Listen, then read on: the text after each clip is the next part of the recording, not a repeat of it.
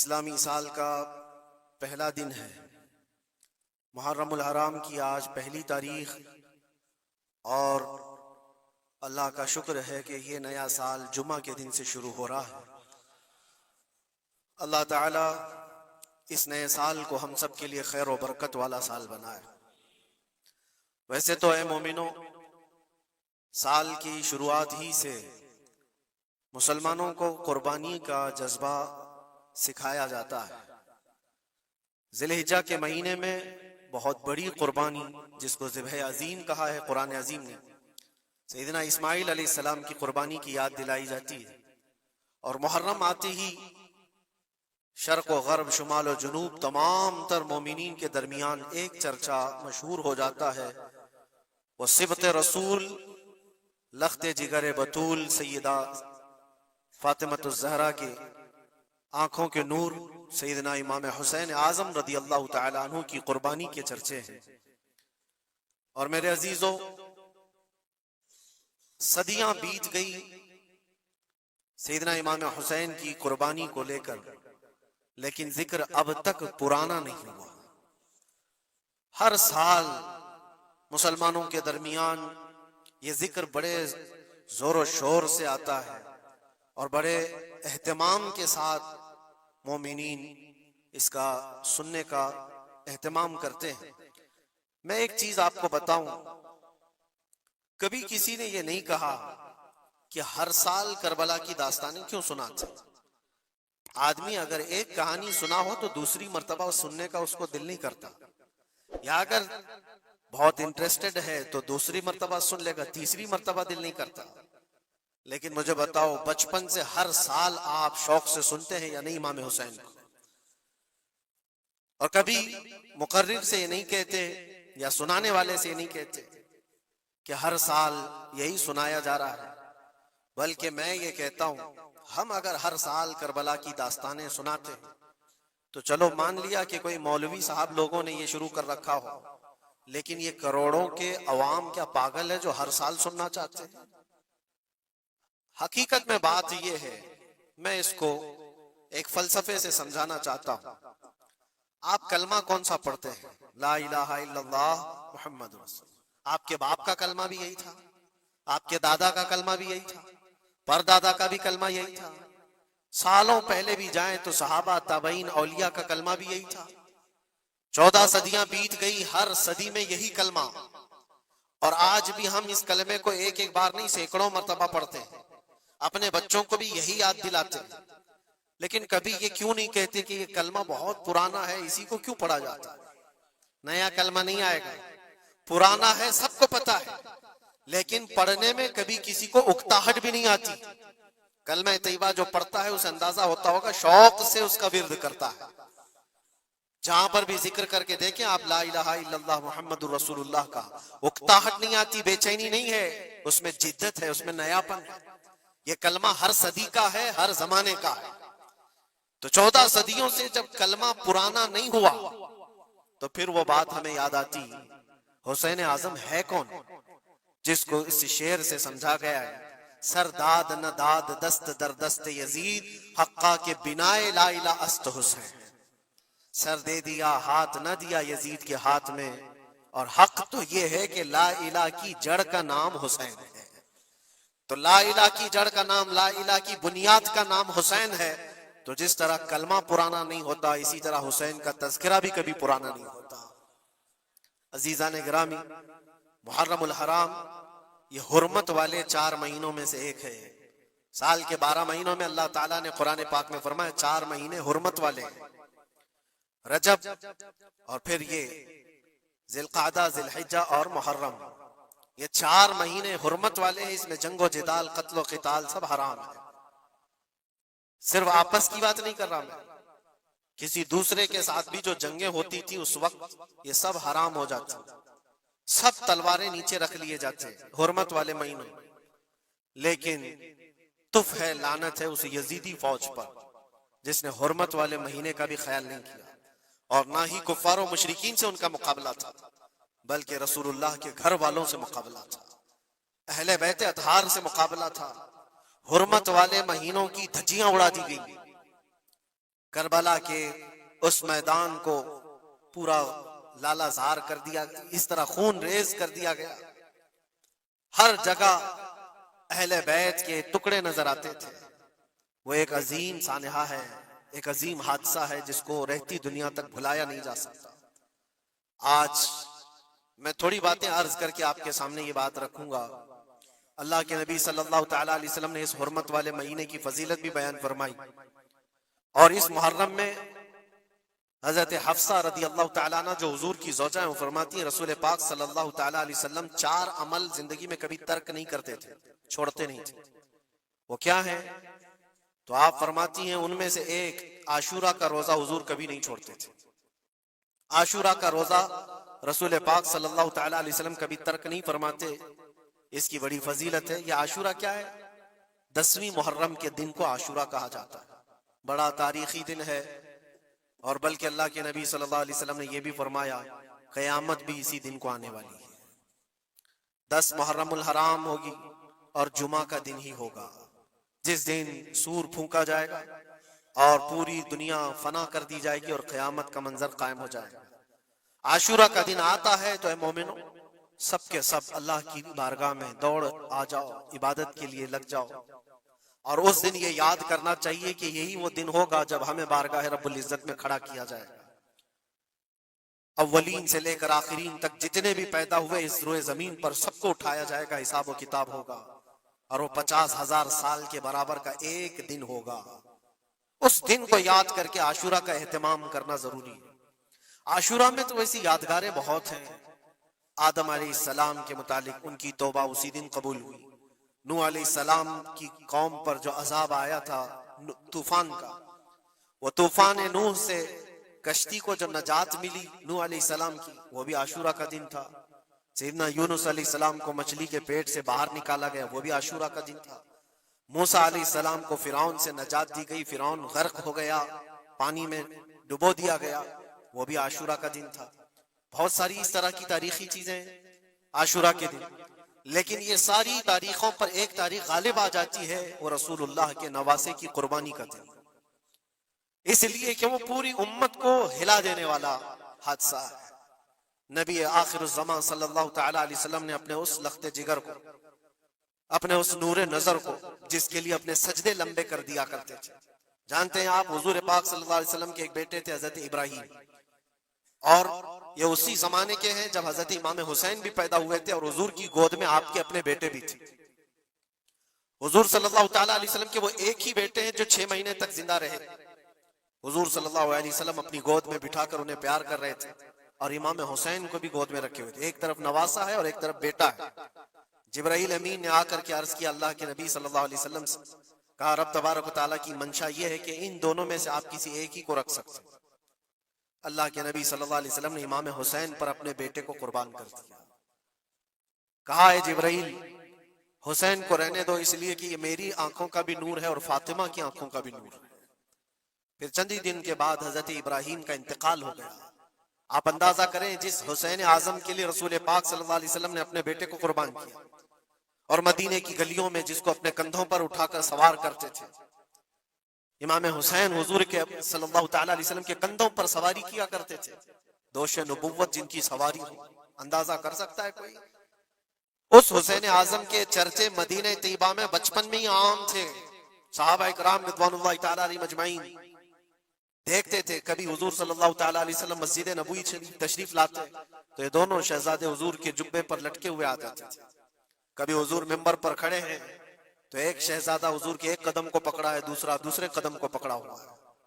یہ تو ان کی پرورش تھی جو بچپنے کی تھی۔ صحابہ ان کی اس بچپنے پر رشک کیا کرتے تھے، اور صحابہ اکرام رضوان اللہ تعالیٰ علیہ مجمعین ادب حد درجے کا کرتے تھے۔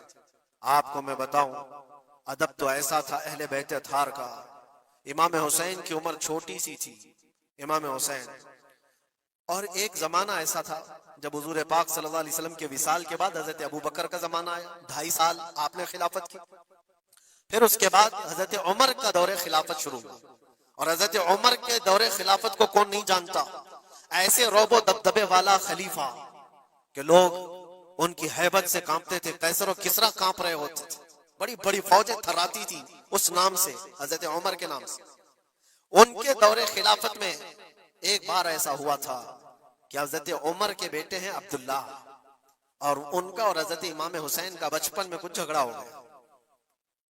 چھوٹی عمر تھی، امام حسین کی بھی عمر چھوٹی تھی، عبداللہ کی عمر بھی چھوٹی تھی، دونوں تکرار کرتے رہے، کچھ نہ کچھ بات چیت ہوئی ہوگی۔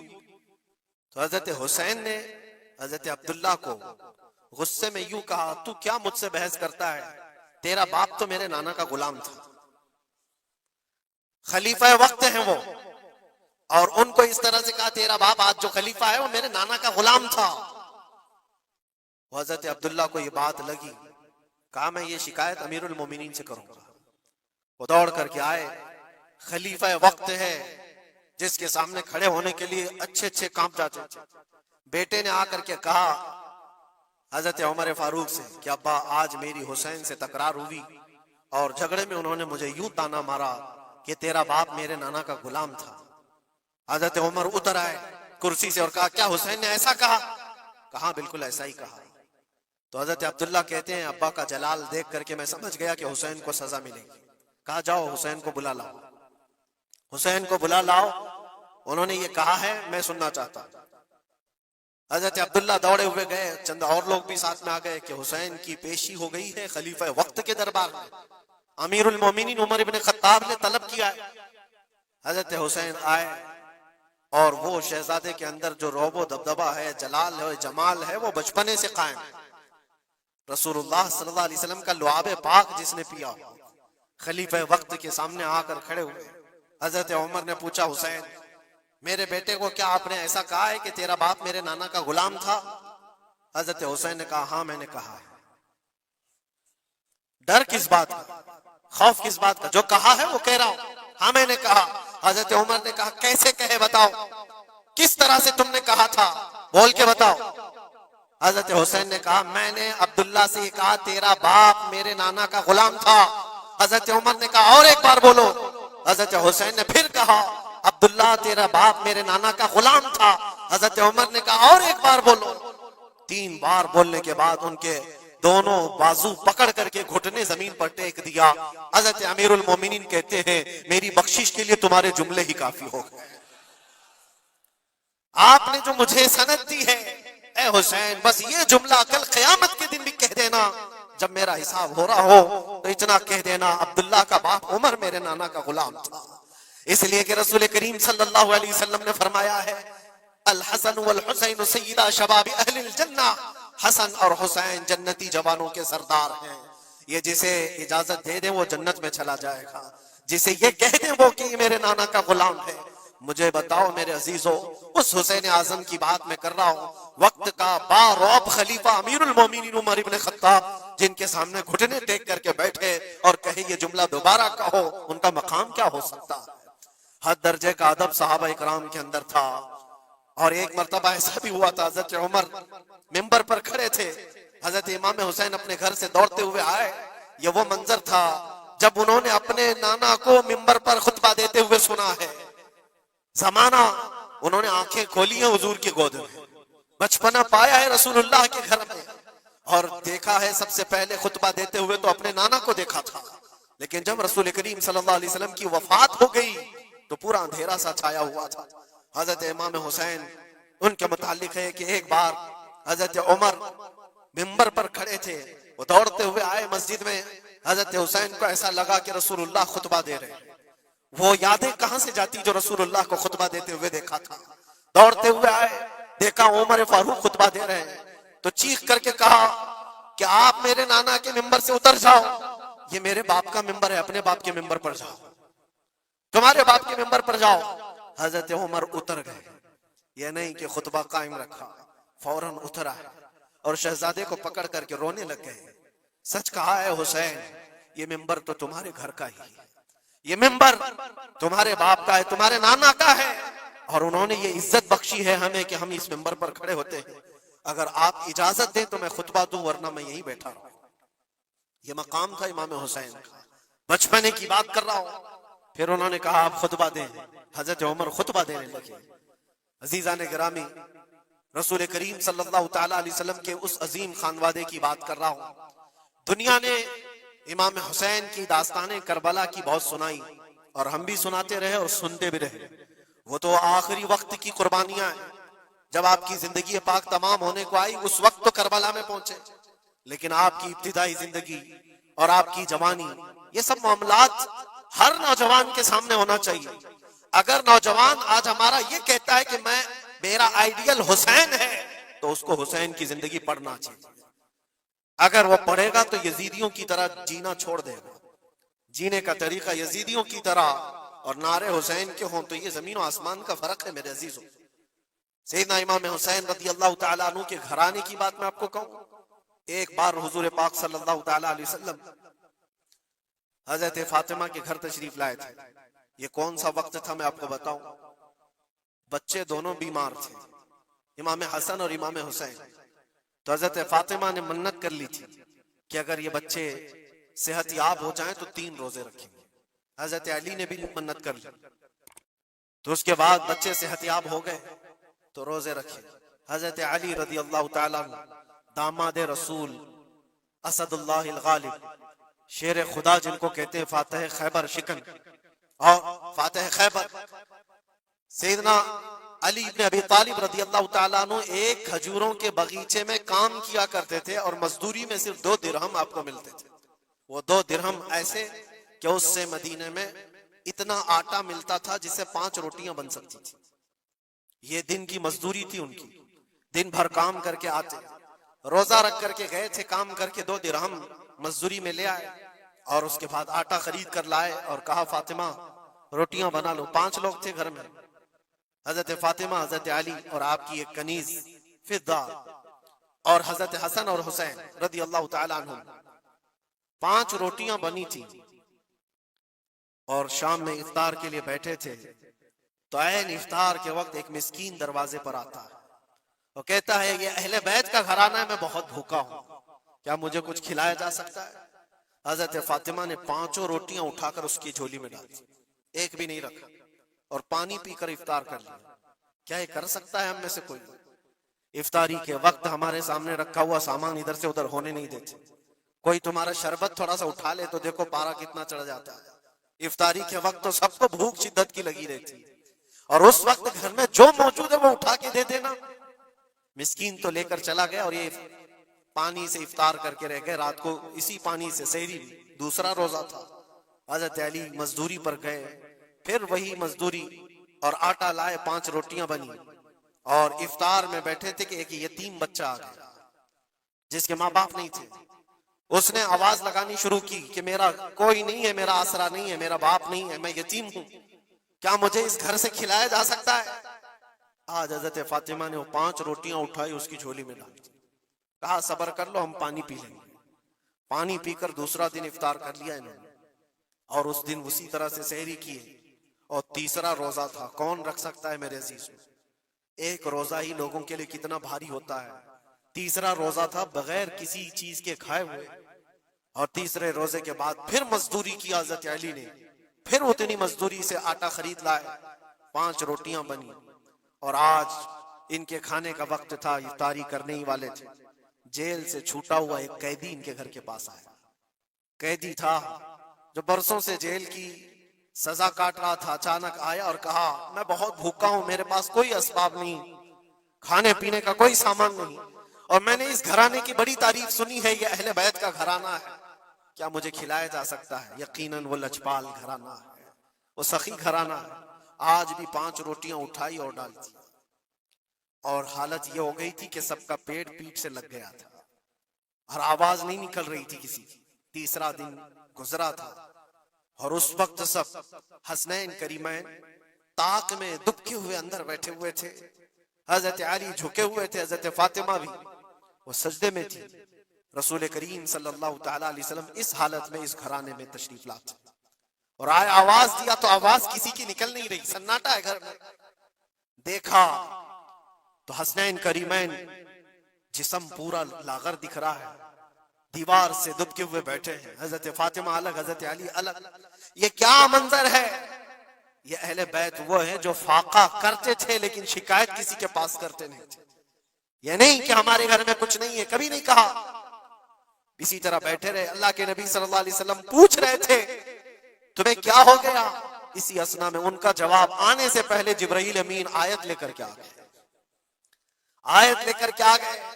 قرآن پاک کی آیت سورہ دہر میں آج بھی موجود ہے. اللہ تعالیٰ فرماتا ہے وَيُطْعِمُونَ الطَّعَامَ عَلَى حُبِّهِ مِسْكِينًا وَيَتِيمًا وَأَسِيرًا. اے رسول پاک یہ وہ گھرانہ ہے جو اللہ کی محبت میں کبھی مسکین کو کھلاتا ہے, کبھی یتیم کو کھلاتا ہے, اور کبھی قیدیوں کو کھلاتا ہے. اور حضور کو حضرت جبرائیل نے بشارت دی, نہ وہ مسکین گھر پہ آیا تھا, نہ یتیم گھر پہ آیا تھا, نہ قیدی گھر پہ آیا تھا. وہ تو اللہ کا فرشتہ تھا جو اہل بیت کا امتحان لے رہا تھا. اور یہ اہل بیت کا گھرانہ امتحان میں مکمل کامیاب ہے, اور ان کے کھانے کے لیے اللہ تعالیٰ جنت سے کھانے نعمت اتار رہا ہے. یہ وہ گھرانہ تھا. کیا اس صبر کو آپ دیکھ سکتے ہیں بچپن میں جہاں اتنا صبر سکھایا گیا ہو؟ بچوں نے یہ الجھ کر کے کہا ہو کہ ماں کیوں دے رہی ہو روٹیاں, ہمارے لیے بھی تو کچھ رکھو. یہ وہ آداب تھے, یہ وہ پرورش تھی جو کربلا کے میدان میں ان کو جبل استقامت بنایا ہوا تھا. ٹس سے مس نہیں ہوتے تھے. یہ اچانک آئی ہوئی پرورش نہیں تھی, اچانک ملی ہوئی تربیت نہیں تھی. ان کی گٹھی میں گھول کر کے پلائی گئی ہوئی تربیت تھی. حسنین کریمین کو یہ صبر و استقامت ان کی ماں اور ان کے باپ نے اس وقت سے دیا ہے جب ابھی وہ شعور کی آنکھیں کھول رہے تھے. عزیزان گرامی وقار, استقامت کس کو کہتے ہیں؟ یہی ایک جملہ, ایک لفظ یاد کر لو بس کافی ہے. آج میرا میسج اتنا ہی ہے. استقامت ہے صرف اور صرف ظلم سہ کر کے مر جانا, یہ کوئی کمال کی بات نہیں. ظالم کے سامنے ڈٹے رہنا اور حق بات کا اعلان کرنا, یہ استقامت ہے. اور یہ ساری کرامتوں سے بڑھ کر کے ہے. ساری کرامتیں, جو بھی ولی کرامت دکھاتا ہے وہ نبوت کا پرتو ہوتا ہے, معجزے کا پرتو ہوتا ہے. نبی معجزہ دکھاتے ہیں. معجزہ کیا ہے؟ ایسا کام جو عام انسان نہیں کر سکتا. جیسے حضرت موسیٰ علیہ السلام نے اپنے لکڑی کو زمین پر ڈالا تو وہ سانپ بن گیا, اژدھا بن گیا. حضرت عیسیٰ علیہ السلام مٹی کے پرندے کو پھونک مارتے تھے تو وہ اڑ جاتا تھا. یہ معجزہ ہے. اور ولی سے جو کام صادر ہوتا ہے ایسا جو عام انسان نہیں کر سکتا, اس کو کیا کہتے ہیں؟ کرامت. ولی سے کرامت ثابت ہوتی ہے. بہت سارے اولیاء کرام سے کرامتیں صادر ہوئی. سرکار غوث پاک رضی اللہ تعالیٰ عنہ کی کرامتیں بہت, سرکار غریب نواز کی کرامت سے, بہت سارے اولیاء کرام کی بہت سی کرامتیں. انہوں نے کبھی پانی پر اپنے مصلے بچھائے, کبھی ہواؤں میں چل کے دکھائے, یا پھر محیر العقول کام جو عام انسان کی سمجھ میں نہ آئے. یہ سب کرامتیں دیکھ کر انسان حیرت میں آ جاتا ہے, ایسا کیسے؟ اور آج بھی سارے لوگ اسی چکر میں باباؤں کے پیچھے گھومتے رہتے ہیں کہ کوئی چمتکار دکھ جائے, چمتکار نظر آ جائے. چمتکار دیکھنے کے لیے انسان پاگل ہو جاتا ہے. اسی جو آپ کی زبان میں چمتکار اور کرامت الگ چیز ہے. جادوگر کوئی چیز دکھا رہا ہے وہ چمتکار ہے. کرامت دیکھ کر کے تم یہ سمجھنے لگتے ہو اس سے بڑا کوئی ہو ہی نہیں سکتا, اس سے بڑا کوئی نہیں ہو سکتا. اگر تمہارے سامنے کوئی بابا ہوا میں اڑ کے دکھا دیا تو ہو گیا پھر تمہارا, ساری چیزیں اس کے پیچھے قربان. اس سے پہنچا ہوا کوئی نہیں. میں آپ کو کہتا ہوں دنیا کی ساری کرامتیں ایک جگہ پر, حق بات پر اٹل ہو جانا استقامت اس سے بڑھ کر کے. وہ امام حسین نے کربلا کے میدان میں دکھایا ہے. کرامت کیا ہے امام حسین نہیں دکھا سکتے تھے؟ ارے سارے اولیاء جن کے قدموں سے لگے ہوئے ہو, جہاں سے ولایت بٹ رہی ہو. حضرت مولا علی کو کیا کہتے ہیں؟ شاہ ولایت کہا جاتا ہے. سارے اولیاء کرام کی ولایت وہاں جاتی ہے. تو کیا امام حسین کربلا میں اپنی کرامت دکھا کر کے قابو نہیں کر سکتے تھے؟ اور لوگوں کے اس ذہن میں آنے والے سوال کو دور کرنے کے لیے امام حسین کے شہزادوں میں 600 سال بعد آنے والے غریب نواز نے اجمیر کی دھرتی پر دکھایا بھی تھا. تم اگر پانی بند کرتے ہو تو معین الدین ایک کھٹوری میں پورا پانی سما سکتا ہے. کیا نہیں ہوئی تھی؟ انا ساگر کا پورا پانی ایک کھٹوری میں سرکار غریب نواز کے حکم پر نہیں جمع ہوا تھا, اور آپ نے چھوڑ دیا تو پانی پورا چلا گیا. وہ 600 سال بعد آنے والے غریب نواز جو امام حسین کی اولاد میں سے اتنے سالوں بعد آنے والی اولاد میں یہ پاور ہے, یہ طاقت ہے, تو حسین کے ہاتھوں میں کیا طاقت ہو سکتی؟ ارے دریائے فرات تو ان کے قدموں سے لگ کر کے بہتا اگر حکم دیتے. لیکن امام حسین رضی اللہ تعالیٰ عنہ کرامت سے اگر وہ معاملہ حل کر دیتے تو ہم جیسے نکموں کے لیے آئیڈیل کون ہوتا؟ ہم جیسے غریبوں کے لیے آئیڈیل کون ہوتا؟ وہ تو بڑے لوگ تھے, متقی تھے, پرہیزگار تھے, رسول اللہ کے خاندان سے تھے. انہوں نے کرامتوں سے ان معاملات کو حل کیا ہوگا. لیکن ہم جیسے لوگ اس زمانے میں اپنے دور کے یزیدیوں سے لڑنے کا وقت ہوتا تو ہم کون سی کرامت دکھاتے؟ اسی لیے امام حسین نے قیامت تک آنے والے مسلمانوں کے لیے کرامت دکھا کر کے اس میدان کو فتح نہیں کیا، استقامت دکھا کر یہ میسج تھا کہ اے مسلمانوں، جیسی بھی بڑی طاقت تمہارے سامنے آئے ڈٹے رہو، جمے رہو اور مرنے کا خوف نہ رکھو۔ اگر کٹ جاتے ہو، مر جاتے ہو تو کوئی فرق نہیں پڑتا، کیونکہ رب تبارک و تعالیٰ نے پہلے ہی قرآن میں گواہی دے دی ہے وَلَا تَقُولُوا لِمَنْ يُقْتَلُ فِي سَبِيلِ اللَّهِ أَمْوَاتٌ بَلْ أَحْيَاءٌ وَلَكِنْ لَا تَشْعُرُونَ۔ جو اللہ کی راہ میں مارے جائیں انہیں مردہ نہ کہو، وہ زندہ ہیں، تمہیں اس کا شعور نہیں۔ اور وہ زندگی تو آج بھی ہم دیکھ رہے ہیں، آج بھی ہم دیکھ رہے ہیں، اسلام زندہ ہوتا ہے ہر کربلا کے بعد۔ کیا یہ نہیں دیکھ رہے؟ ہر گھر پہ امام حسین کے چرچے، جلنے والے ہوں گے، کڑنے والے ہوں گے، لیکن ان کو انگلیوں پہ گنا جا سکتا ہے، باقی چاہنے والوں کی تعداد ستاروں سے زیادہ ہے۔ امام حسین کا جھنڈا آج بھی اسی طرح لہرا رہا ہے۔ سچ بتاؤں میں آپ کو، کبھی آپ کو اتفاق ہو تو ملک شام کے دمشق میں بھی جانا، جہاں پر 3 سال یزید کا دربار لگتا تھا، وہ بھی اپنے وقت کا خلیفہ بنا ہوا تھا، اور اس نے جو اپنے دور خلافت میں، اپنے دور حکومت میں ظلم ڈھائے وہ تاریخ میں رقم ہو چکے ہیں۔ جا کر کے پوچھنا اہل شام سے، دمشق والوں سے، کہ ایک دور یہاں تمہارا بادشاہ رہتا تھا، شام کا حکمران یزید، وہ کہاں ہے، اس کی قبر کہاں ہے؟ لوگ تو بغلیں اٹھا کر کے آپ کو کہیں گے کہ یہاں تو کوئی ایسی قبر نہیں دی تھی۔ ہاں ہم کو پتا ہے، بعض مورخین نے، بعض دانشور جو پڑھے لکھے وہ کہتے ہیں جہاں پر سارا کچرا ایک جگہ پھینکا جاتا ہے، ڈم کیا جاتا ہے دمشق کا، وہاں کہیں اس کی قبر کھو گئی ہے، اس میں کہیں قبر کھو گئی۔ یہ تو اس کی بات کر رہا ہوں جو بادشاہ تھا، فوج رکھتا تھا، تاج رکھتا تھا، تخت رکھتا تھا اور حکومت رکھتا تھا، اس کا سوال ایسے۔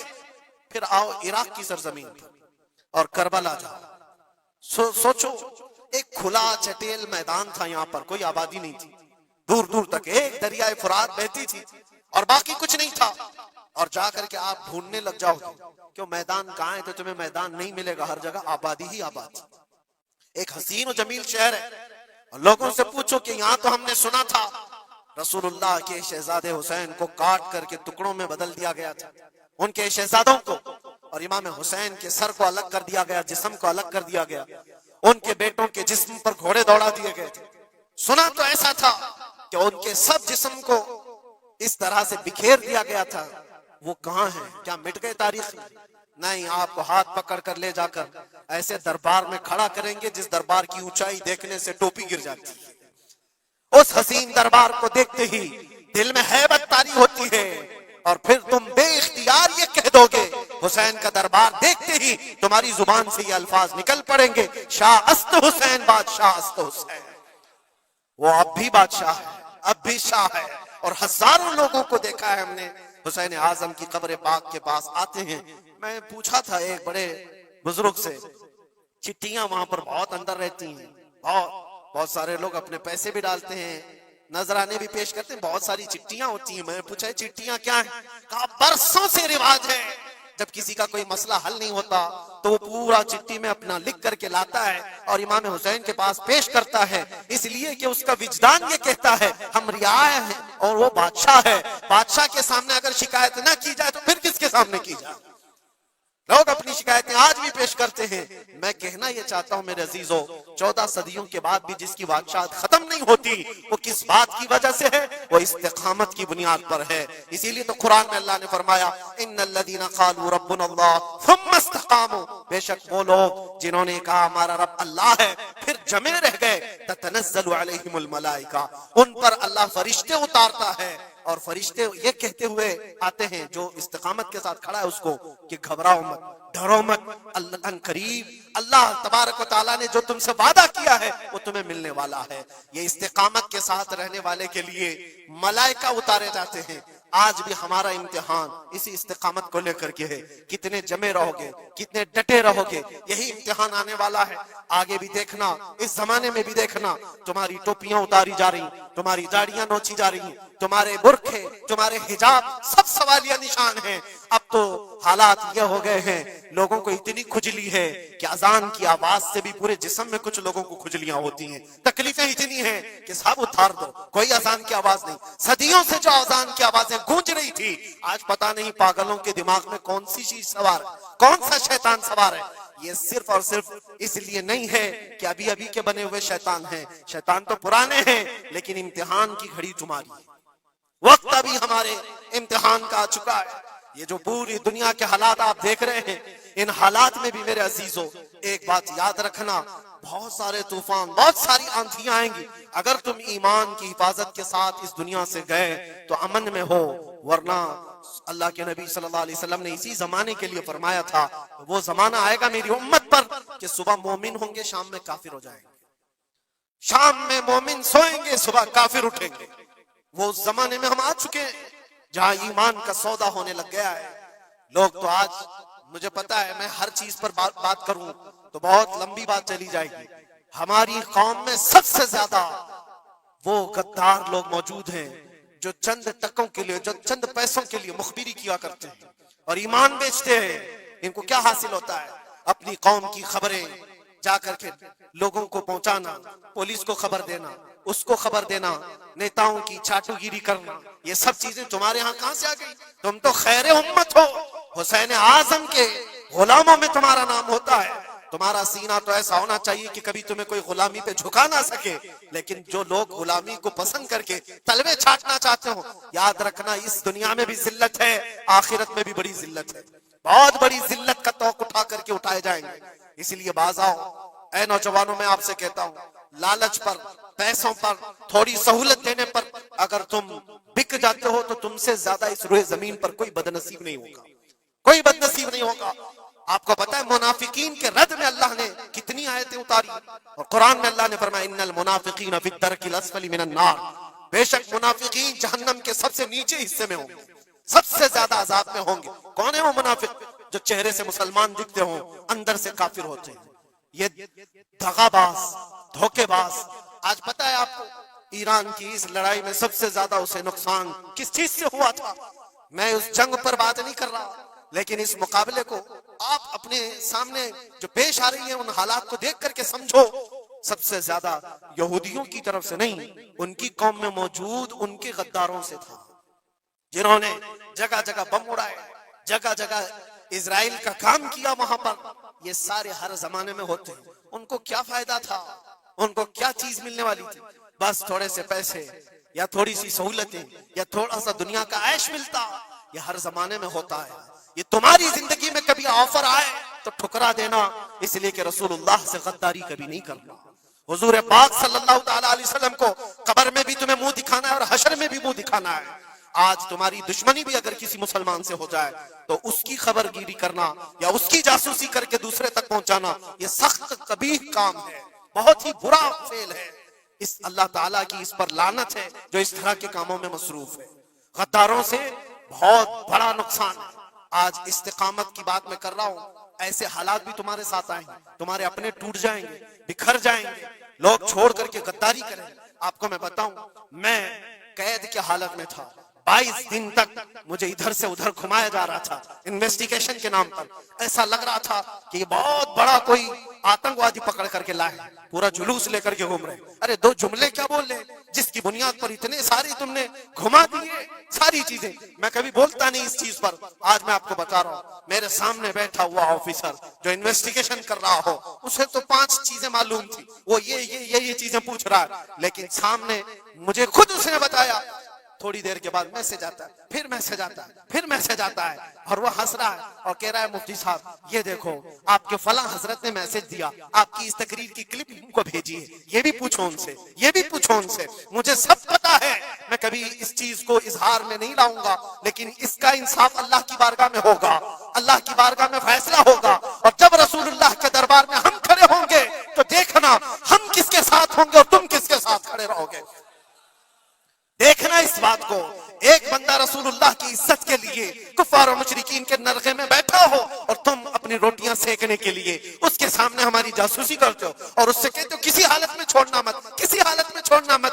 اور وہ لوگ جانتے ہیں اور وہ کہتے ہیں آپ گھبراؤ مت، ہم تو اپنا پروسیس کریں گے، اور ایسے لوگ ہمارے پاس بہت سارے ہیں جو بھیجتے رہتے ہیں، ہم تو اپنا کام ہی کریں گے۔ لیکن میرے عزیزو، وہ کام اپنا کر رہے ہوں گے لیکن دل پر چھریاں چلتی ہیں۔ یہ کون سے لوگ ہیں؟ کس نبی کا کلمہ پڑھے ہوئے لوگ ہیں؟ تمہارے لیے رسول اللہ کی ناموس بھی کوئی معنی نہیں رکھتی، حضور پاک کی عزت بھی کوئی معنی نہیں رکھتی۔ اس چیز سے آج پوری قوم پریشان ہے۔ بڑی بڑی جنگیں اسی لیے ہاری جاتی ہیں جب قوم کے اندر منافقین موجود ہوتے ہیں۔ آج اس چیز کے اپنے دل کو بھی پاک رکھو۔ ہم نے تاریخ دیکھی ہے، ٹیپو سلطان یوں ہی نہیں مرے تھے، ٹیپو سلطان کو انگریزوں کے ہاتھ میں دینے والا بھی غدار موجود تھا، مسلمان تھا۔ یہ ساری غداریاں آج جو آئی، کتنے تو ایسے ہیں پہلے ہی سے جا کر کے کہتے مسجد میں یہ ہو رہا ہے، مسجد میں یہ ہو رہا ہے۔ یاد رکھنا قیامت کے دن تمہارے چہرے کالے ہوں گے، اللہ کی بارگاہ میں پکڑے جاؤ گے۔ وَمَنْ أَظْلَمُ مِمَّنْ مَنَعَ مَسَاجِدَ اللَّهِ أَن يُذْكَرَ فِيهَا اسْمُهُ وَسَعَىٰ فِي خَرَابِهَا۔ اللہ فرماتا ہے اس سے بڑا ظالم کون جو اللہ کی مسجدوں میں اللہ کا ذکر کرنے سے روکتا؟ اس سے بڑا ظالم کون ہے؟ اور وہ سب ظالم آج دیکھنے کو آ رہے ہیں۔ بہرحال خلاصہ کلام یہ ہے میرے عزیزو، ہم حسینی ایمان رکھتے ہیں اور حسین کی طرح اللہ کی بارگاہ میں دعا بھی کرتے ہیں کہ مولا ساری قربانیاں ہو جائیں مگر ایمان کا سودا کرنے کی نوبت کبھی نہ آئے۔ رب تبارک و تعالی ہماری یہ حفاظت فرمائے کہ ہمارے جسم کے چھتڑے ہو جائیں مگر مولا تیرے حبیب پاک کی عزت اور ان کی محبت بال برابر بھی ہمارے دل میں فرق آنے نہ پائے، بال برابر بھی فرق ہونے نہ پائے۔ اپنی اولاد کو بھی یہی تعلیم دے کر جاؤ، یہی تعلیم دے کر جاؤ۔ کربلا سننے کا مطلب یہ نہیں ہے ماتھا پیٹ لیا، سینہ پیٹ لیا، رو دھو کر کے اٹھ گئے۔ رونا تو سب کو آسانی سے آ جائے گا لیکن حسین کے اس میسج کو اپنے بچوں میں ایسا پلا کر کے جاؤ کہ تمہارے دور میں بھی یزید آئیں گے، تمہارے دور میں بھی یزیدی فتنے ہوں گے۔ اس وقت میرے بیٹے چوڑیاں پہن کر گھر میں نہ بیٹھنا، یزیدیوں کا مقابلہ کرنے کے لیے حق بات کا اعلان کرنا۔ مجھے یاد ہے میری بات، میں جس وقت اپنے گھر سے دلی کے لیے نکل رہا تھا تو میری ماں نے یہی کہا تھا نہ واپس آؤ تو کوئی بات نہیں، ہمیں یقین ہے کہ اللہ کے راستے پر جا رہے ہیں۔ اللہ تبارک و تعالی اس استقامت کو ہر گھر میں عطا فرمائے، حسین اعظم کا جذبہ اللہ تعالی ہماری اولاد میں عطا فرمائے۔ وآخر دعوانا ان الحمد للہ رب العالمین۔ السلام علیکم۔